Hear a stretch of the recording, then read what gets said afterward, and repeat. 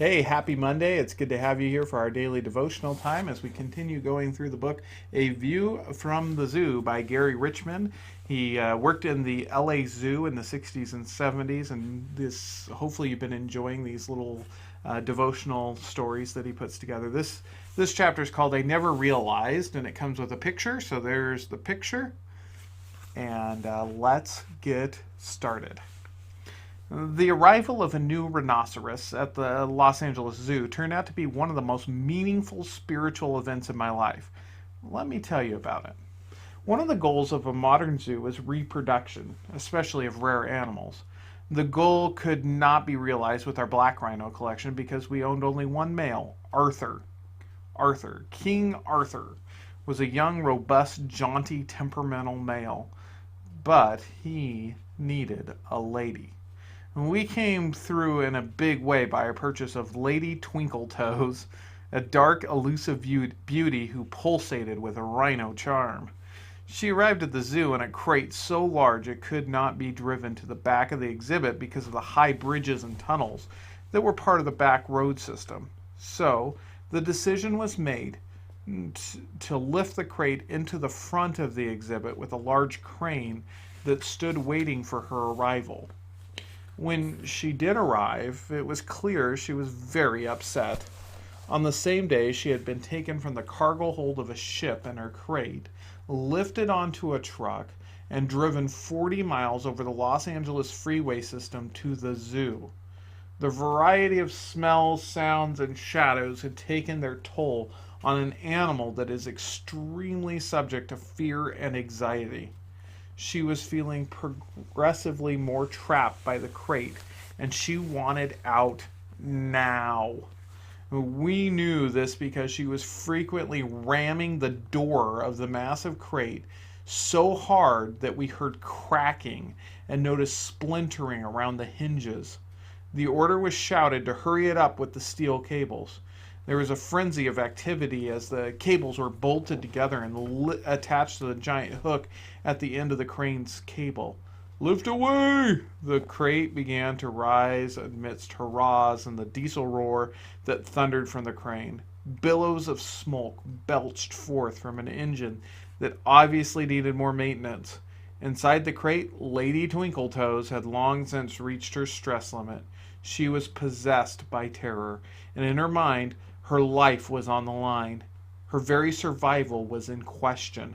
17 feet above the air, the crate began to rock violently back and forth. 4x4s bowed and cracked and fell to the ground as the door began to disintegrate before our eyes.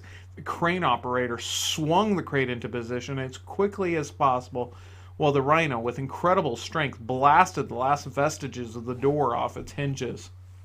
We were terrified.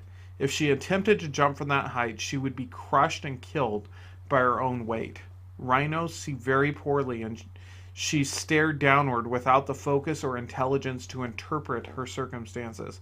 She was trembling with fright, and her eyes were filled with tears.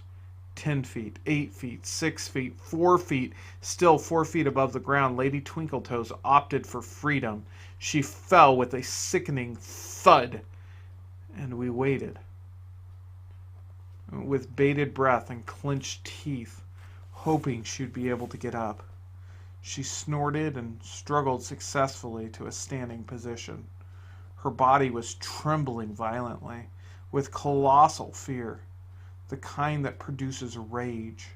She noticed a large boulder that, though through tear-filled eyes, looked like a man or another animal, and she charged it mightily. When she hit it, it moved only slightly, and she fell to her knees.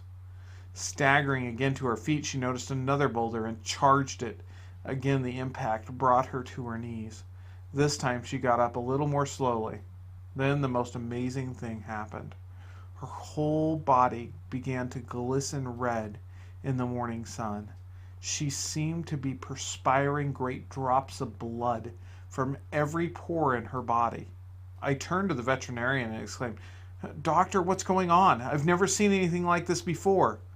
The rhino has reached a maximum of stress. He said rhinos, hippos, and elephants under this kind of stress can burst capillaries all over their bodies. She can't take much more stress. She's in great danger.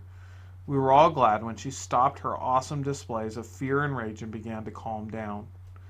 As I considered this marvel, the words of another doctor, the beloved physician Luke, echoed in my mind in Luke 22:44.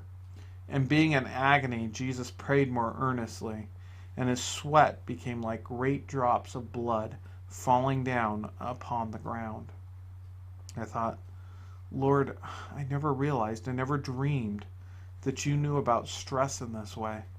How trapped you must have felt. How alone. You really can understand how we feel. The Lord left us with two truths in this incident.